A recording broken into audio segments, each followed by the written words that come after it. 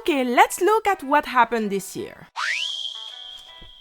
Singto left GMMTV. Frank got drafted into the military. Mike and Top Top unfollowed each other on social media. Someone punched White parents and then threw his mother's bag off a bridge. The actor who plays Zen from Why Are You allegedly stabbed his girlfriend 20 times, resulting in her death, before taking a selfie for Instagram. Anyways, let's rank all the shows I've watched this year, shall we?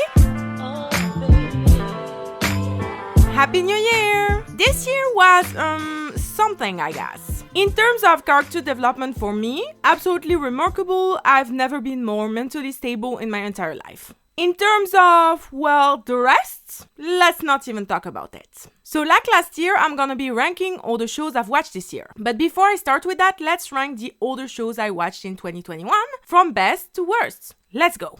Flower of Evil. Absolutely incredible on every level. In Family We Trust. By far the best Lacan I've ever watched. Full House Thai. A classic in Thai drama's history, and yeah, I can see why. Bangkok Love Stories, Plead. One of the richest shows in terms of Thai culture that I've ever seen. My Dear Loser, Monster Romance. Kinda started the 2021 Lita Nat Redemption tour from boring characters for me. Senior Secret Love, Bake Me Love. Basic and not groundbreaking in any way, but the chemistry was so fun and playful I enjoyed it quite a lot. Shwamong Tongmon. Watched this for my man of Jean-Paul and ended up really enjoying this one. Meet Me Outside. It's not a groundbreaking show, but it was a nice little surprise. Social Syndrome. The Thai Black Mirror. I quite enjoyed this. Strong Woman, Do Wong Soon. Though this show was a huge disappointment for me, who expected more, it's not really terrible either. It's just okay. Sorry for the butchering. Nibiru no Ako no Nakade. A really messy show that I still had fun in front of. You Prince, the lovely geologist. I do love quirky main characters and the romantic story was cute too. You Prince, the gentle vet. Same, pretty okay rom-com, just not groundbreaking in any way. Love Songs, Love Stories, Pejai. Literally one of the only 2 Thai GL to this day, not the most interesting but still pretty cute. Spark Jainai Jomying. You all know I'd watch anything with Mal Lapasalan and this was cute. Way too short for it to be more than that though. Soulmate, the continuation of Roommate the series, pretty okay sequel, just very forgettable. You Prince, the Badly Politics. Definitely the most interesting You Prince plot, but gets way too underdeveloped. I enjoyed the acting and chemistry though. Dear Uranus, Lily Fever, and Transit Girls. So I'm pairing these 3 shows because I watched all of them on the same day when I was just in a silly goofy GL mood. Those were fine, though they were all so short I didn't really get any substance or entertainment from them. Once again, Japanese shows should really consider starting to have an English version of their titles because I'm butchering all of them. Fujoshi Ukari Gei Nikokoru. This was a weird show that falls halfway between an actually interesting show about being LGBTQ+ in Japan and a show that frankly just vilifies being gay in Japan. It's just not very well executed. My Fox Romance. I'm gonna be honest, I don't really remember much from this show, just that it was pretty confusing and boring. I See You. Watched this as soon as I discovered there was a show with my 2 favorite actresses, Mala Pasalan and Pachayanit, and to top it all off with Tortana Pub as well. But yeah, this wasn't really good. Better Days. I had dropped this show after 2 episodes in 2020, yet for some reason I gave it another chance when I shouldn't have. Reply 1997. I kinda hated this one because I forced myself to finish it knowing it simply wasn't for me. Lesson learned though. The Graduates. This had so much budget and potential, yet was honestly kinda terrible. And not in the fun way Thai shows can often be. The acting was over the top, the characters not likable one bit, and the whole story just made no sense. Make It Live on the Beach. If you're wondering why I decided to give this sequel that never interested me in the first place a chance 2 years after its release, honestly, I don't even know. But yeah, as expected, this was extremely boring and didn't add anything noteworthy to the original franchise. Senior Secret Love, My Little Boy. The age gap between Anon, who was 15 at the time, and Tanurng, who was 19, makes me extremely uncomfortable. Apart from that though, the characters were not likable and the story was boring and frankly problematic at times. Puppy Love. Oreo, for whom I watched this show raw, is barely in this, thank goodness, but this was genuinely the most low budget, badly executed, badly written, badly acted show I've ever seen. Ugly Duckling, Pity Girl. And finally a show I watched once again for of Jumpo, and without a doubt the most terrible GMM show ever made. Now we have shows that I'm still watching and won't be part of the official ranking. Bad Buddy. I had planned on making this show number 1 on my list despite it still having not finished airing, but sadly after one of the greatest starts to a BL series ever, this show has really started losing my interest in its later half. It's still a great show, but I must admit it's disappointing when a show that was on the road to becoming one of my all-time faves just doesn't. Never Too Late. This is a fun show where not much really happens and not every main character storyline touches me the same, but I really love its concept and acting. The Revenge. Just caught up with this and I can't wait to see the last 4 episodes because this is amazing. This is the kind of shows that make me fall in love with Thai dramas all over again and want to pull out my hair from how underrated they all are. You can already expect to see this one at the top of next year's ranking. Paint with Love. I came into this show with very little expectations, just happy enough to witness the biggest BL crossover of all time, but I really like it. This truly feels like no other BL show I've watched, and I absolutely love the dynamic between Maze and Pap. The Player. This is absolutely a guilty pleasure show for me. The cast is amazing, literally so many of my all-time favorites are here. I wanna scream every time I see them. And honestly, just messy shows where everyone hooks up with everyone, the literal most entertaining. Gen Y2.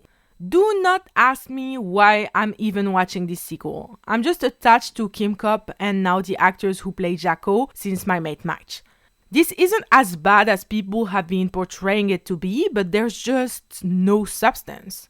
And then finishing with the show that owns me entirely, of course we have Not Me. I have so many things to say about this show, you can already prepare for upcoming hour-long videos on it, because I have no word. I expected a cute little gangster BL, and instead I'm getting the most political and important Thai series ever produced. I am absolutely speechless, and frankly I just want to cry whenever I think of this show because it's just that bitch. And now from worst to best, we have my official ranking of shows that were released in 2021, or at least for which the majority of the episodes were released this year. Let's go. Win Jamie's Heart. I don't know what this is apart from one huge thirst trap, but frankly I was really fucking confused. Wake Up Ladies, very complicated. Already talked about it in a few videos, but this was one of the most disappointing sequels ever. It genuinely ruined everything likable about the original show. Loveless Society. Another useless show that I watched because I definitely have too much time on my hands. This was way too low budget, the acting was meh, and the story just isn't compelling at all. Given. This was not for me. The cinematography was good, but the acting was over the top, the story frankly kinda empty, and I just shouldn't have watched this one. Girl 2000. This one was a huge disappointment considering it had my man of Jumpo. The atmosphere of the show is robotic, the acting emotionally stunted for the most part, and a lot of the story was just frankly badly written. This had potential but didn't get the care it deserved to make it a good show. Close Friend. Fanservice show that entirely profits off of already beloved ships to make quick views. It was alright, I guess. Only watched the Yoonle, Me Too, and Kim Cup episodes though. Bad Sin. You all know how much I love and root for GL, but this, wasn't it. The characters were extremely unlikable, the story is kind of filled with nothingness, and even though I sort of got the point of it all in the last scene of the show, I honestly had to force myself to get through it. Brothers. Not gonna lie, I've mostly forgotten what this show is about, but I know it was the basic mid-budget Thai high school BL, and it did kinda entertain me. So this one is a big old meh. Nobleman Ryu's Wedding. Sadly, while this is by far the most original plot for a Korean BL, it was really not great and didn't hold up to my expectations. Mr. Lipstick. I watched this too because I was bored and the second trailer showed quite a few cute scenes, and yeah, it's a show that you can watch, I guess. 7 Project. This was really mediocre. Most stories were either plain boring or just not good, and I really don't see the point of this series except for wasting my time. Don't say no. This is a show I wouldn't have watched if COVID hadn't caused such a huge Thai drama drought, but I did, and yup, mediocrity covered in sex scenes. I liked this secondary ship and the acting was pretty good, but that's kinda it, to be honest. You Never Eat Alone. This had so much potential. The story was interesting and dealt with mental health. The cinematography and locations were great. The color coding of Dio in yellow and Mix in blue was magnificent. Yet the execution really lacked, and it's pretty heartbreaking. Innocent. This was an interesting story, but frankly it was just too short for it to keep a lasting impression on me. See You After Quarantine? Same as the previous show. Cute but kinda empty, to be honest. Love is Science. This actually started very well. I really enjoyed all the characters, the main ship was cute, but it all went to shit in the second part of the show, in which everything started dragging and the timeline got messed up. The Man Who Defies the World of BL. Fun, over-the-top comedy that frankly doesn't have much substance and will be pretty forgettable to me. Love Poison 2. This was less good than the already mediocre first season in my opinion, but I still enjoyed it quite a bit. I just had really missed the constant look-tone music, to be honest.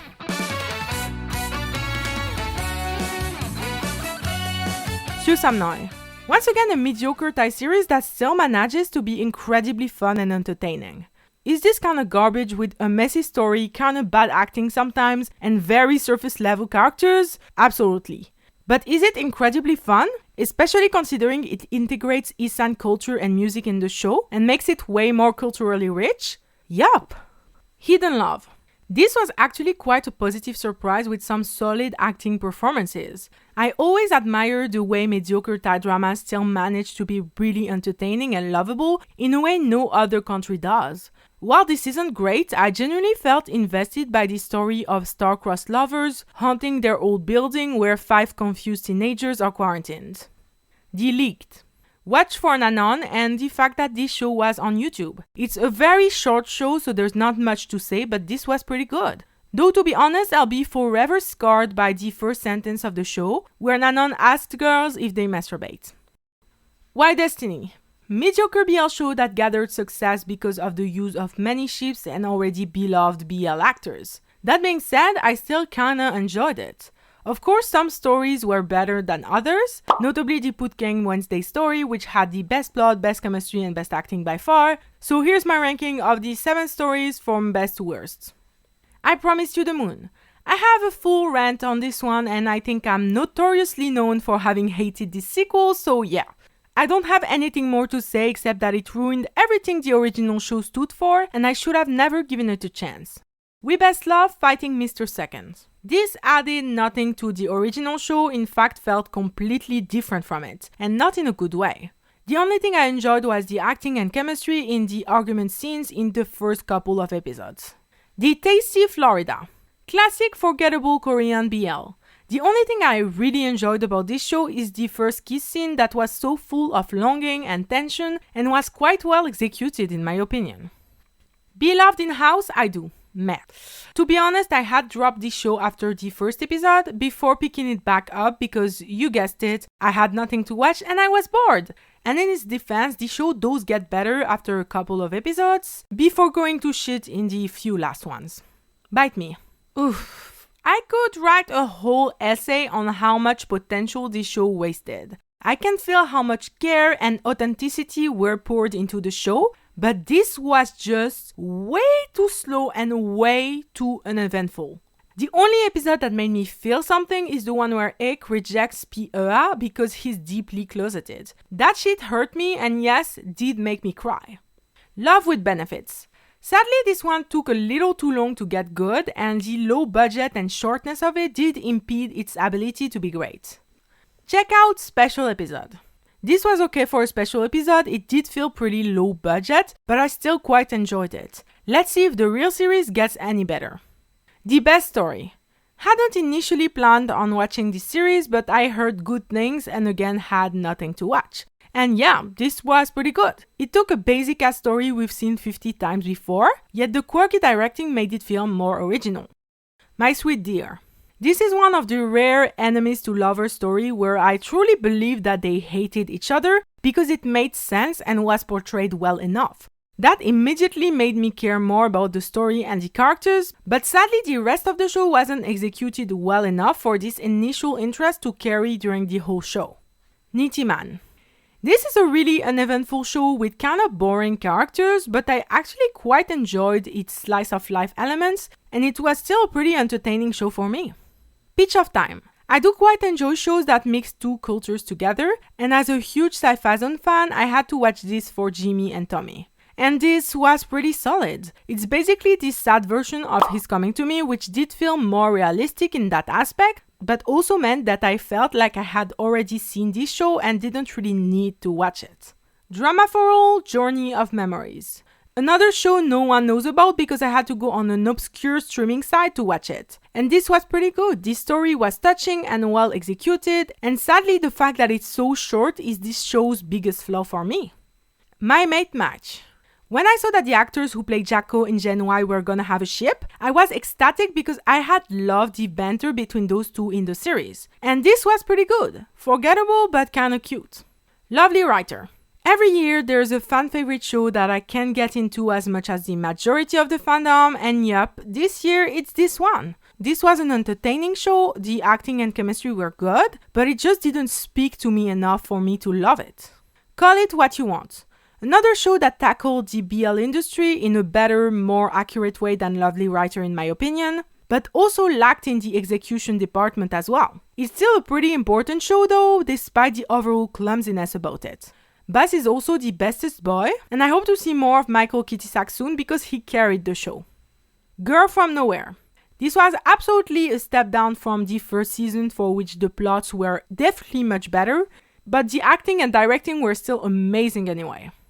The Yearbook. This was unlike most BL shows I've seen before, and it actually really touched me. It felt realistic and well executed, though the constant flashbacks did quickly become annoying. If that cut 1 or 2 episodes, the story could have been way stronger. We Best Love Number 1 for You. This was a really solid first season, and I really quite enjoyed it. Everything was good, though since quite a bit of time has gone by since I watched this, I gotta say I know this is sadly gonna be a quite forgettable show for me. Papa and Daddy. A really important show that's completely different from other BL dramas and feels way more like LGBTQ+ representation. It's not a perfect show, but I genuinely did enjoy it quite a bit. You Make Me Dance. This was originally a pretty basic and forgettable Korean BL for me, but after a second rewatch I did quite enjoy it. It's definitely a good show in my opinion, though it's not the most memorable one either. Stuck on You. I actually really quite enjoyed this. There were some execution issues for sure, but apart from that it was quite a cute and compelling show. To me, it's simply you. I finally watched The Lacorne with Nadesh and this was super fun. First of all, I just love the Isan setting in shows like already stated. But moreover, this is just a super feel-good show about a tight-knit, self-sufficient community. There's barely any drama, Nadesh's charisma really shined, and the female lead was one of the best I've literally ever seen in a Thai show. But most of all, I adored the ship's story and chemistry. Fish Upon the Sky. This was definitely not the greatest show I've ever seen. It's overall quite a forgettable show with a lot of flaws, yet I honestly really quite enjoyed it. I think part of it is the fact that there was a huge BL drought this year, so I became more lenient on certain shows, but also because the directing and acting of this show was quirky and really fun to witness. Color Rush. This was a fun and different show that I really enjoyed. I don't have much to say about it except that I like it and that it's a solid 8 out of 10. Daughters. This literally could have been one of the best Thai shows ever. It does slice of life perfectly, has compelling characters, amazing acting, really powerful storylines that I could honestly talk about forever, but it went on for way too long, and they thought killing off every character was a good plot device, but it was not. Second Chance. This show took me by surprise because despite being your basic BL show with too many ships, the main ship Tongfa and Paper were absolutely incredible. The acting and chemistry were on fire, and the two kiss scenes they had were incredibly powerful. Not for the kisses themselves, but because of the emotions that came out from them. Overall, it's an enjoyable show, but the main ship is definitely what makes me love this show as much as I do. The comments. I went into this many months after it aired, determined to give it a chance for the great cast of actresses. And yeah, this was really fucking good. Of course, it's such a short show that it can go too deep into the issue and characters, and it does feel pretty cheesy at times since its core message has been seen many times before. But the acting was phenomenal, the story incredibly well directed, and the writing super engaging and well done. Kieta Hatsukoi. I really enjoyed this, and for me, only Japanese shows can match Thai drama's unhinged energy while still excelling in more serious emotional scenes. That being said, the lack of intimacy and natural between the actors was truly the biggest flaw of this show for me. T-Box. Extremely underrated show about an unlikely friendship between an old man and a young loser. This was really good and I enjoyed it so much. Utsukushi Kare. Pretty fucked up show, but I don't think every romance needs to be #relationship goals. The show was very well executed in my opinion, and even though both characters are kinda pathetic losers, you do still feel compelled to follow their journey. I really quite enjoyed this one. 46 Days. I must admit I firstly watched this because of Jumpo and Maila Pasalan, my favorite actor and actress playing a ship again, but I actually really enjoyed it in its entirety. Every character was fun to watch, the acting was good, the chemistry great as well, and while this is not the most groundbreaking rom-com, it was genuinely super fun. Baker Boys. I love this show way more than I expected to. This show not only made me feel peaceful and safe for the 6 weeks it aired, but I genuinely became so attached to this little found family they created. I know in the long run this won't be the most memorable show, but gosh does it mean quite a bit to me. I rarely ever cry when a show I love ends, so the fact that I actually did for this one says a lot. Golden Blood. This show is only good, but it's 100% my guilty pleasure. It has a lot of flaws, yet I enjoy the main ship's dynamics so much I can overlook all of them. So yes, it's ranking high despite not even being that good of a show, but I gotta say this is one of the very rare shows I actually felt invested in this year. Last Twilight in Phuket. Not a show, but a special episode before the release of I Promise You the Moon. Pretty solid and way better than that, which makes me choose it as the canonical ending for the I Thought Sunset About You franchise. Couple of Mirror. Fun, censored, women-loving women love story in historical China? Sign me up, girlies. No, but more seriously, this was a really good show that I thoroughly enjoyed and only validates me in my wish to have more GL in this world. Manner of Death.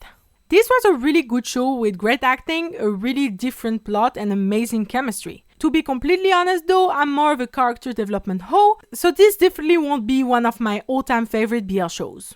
Remember You. This was a really nice surprise. The characters were well developed, the acting was really good, and the story quite well constructed. It wasn't perfect, but I really liked it. It's also by far Theta One's best role in terms of acting. I was in love. To My Star. This is quite a basic Korean BL show, yet it worked out really well. The characters were compelling, their dynamic interesting, the acting was good, the way the story unfurled as well. Full disclosure, this is actually the show I've most rewatched in 2021. Because it's so short and enjoyable, it's great rewatch material. Mad for Each Other. This was an incredibly nice surprise. A really compelling female lead, it deals respectfully with mental health issues, the chemistry and build-up to the relationship was amazing, the acting was great. I honestly don't have much bad to say about it, apart that the last couple of episodes did drag on a little too much. Squid Game. So I did cave in and watch Squid Game, even though I usually run away from anything too popular. But yeah, it was a really good, solid show. It made me cry, it made me flinch, it made me scream in frustration. The cinematography is frankly one of the best I've ever seen, the acting was great, everything was honestly amazing, though I personally feel like it's not the best show I've ever watched either. It does deserve the hype in my opinion though. The Debut. Again, a really underrated Thai show because anything that's not BL in Thailand is underrated, let's be honest. This one is dark, messed up, and really captivating. Definitely one of the best Thai dramas released this year. Light on Me. I absolutely despise love triangles, yet I still love this show because it developed its characters so well, I got extremely attached to them. For such a long show, for once it actually felt like every episode was needed and I enjoyed every aspect of it, except for the fact that my heart inevitably broke once one of them got rejected in the end. Blackout. Such a groundbreaking show in terms of production. The set design, the sound design, and camera work are literally some of the best I've ever seen, and this show deserves to be ranked this high just because of all the amazing work that went into it. The fact that the scenes were filmed multiple times at different angles and the 4 first episodes could be synced together? Actual magic! And finally, our number one, 1,000 stars.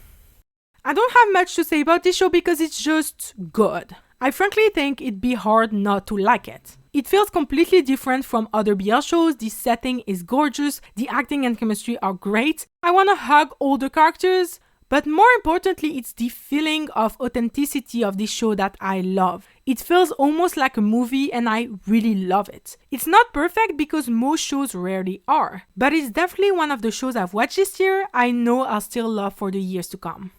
To conclude, I've somewhat watched more shows in 2021 than 2020, when I thought that the 92 shows in 2020 were a one-time thing. In summary, please get me a life. It's truly getting pathetic at this point. If 2021 was a little more bearable than 2020 for me, I still gotta admit that I'm very glad it's over. And I'm looking forward to what 2022 has to offer, and hopefully with COVID fucking off! This year hasn't started the best for me. I've lost half of my friend group and my grandpa is in the hospital, but I do hope things pick up and I do have some exciting things planned for you all. But before that comes up, I hope you enjoyed this video. I'll see you next time and have a great day.